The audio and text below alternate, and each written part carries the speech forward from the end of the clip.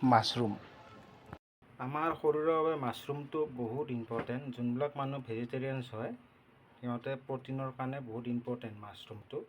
সেয়েহে আজি বেলতলা বজাৰত গ'লোঁ, অকণমান মাছৰুম আনিলোঁ। চাওকচোন মই কেনেকৈ বনাওঁ।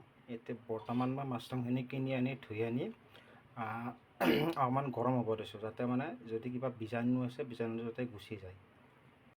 তাৰ পাছত মই অলপমান সৰিয়হৰ তেল দিলোঁ, অকণমান জিৰা আৰু অকণমান পাঁচফোৰণ দিলোঁ, তাৰপিছত অকণমান পিঁয়াজ দিলোঁ, তাৰপিছত এটা জ্বলা দিলোঁ। যেতিয়া ৰঙা হৈ যোৱালৈ আপোনালোকে পিঁয়াজখিনি ভাজি থাকিব।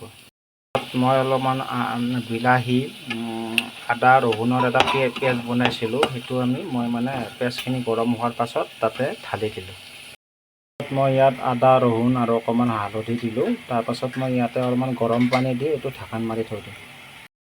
বৰ্তমান হৈ গ'ল। মই দুটামান ধনিয়াৰ পাতো দিলোঁ। আপোনালোকে যোনবিলাক মানুহ ভেজিটেৰিয়ান ন, সেইটোৰ কাৰণে এইটো মাছৰুমটো বহুত হাই প্ৰটিন আছে। মাছৰুম, ব্ৰকলি এইবিলাক আপোনালোকে খাব পাৰে। থেংক ইউ ছ' মাছ। আপোনালোকেও খোৱাওক, ময়ো খাওঁ।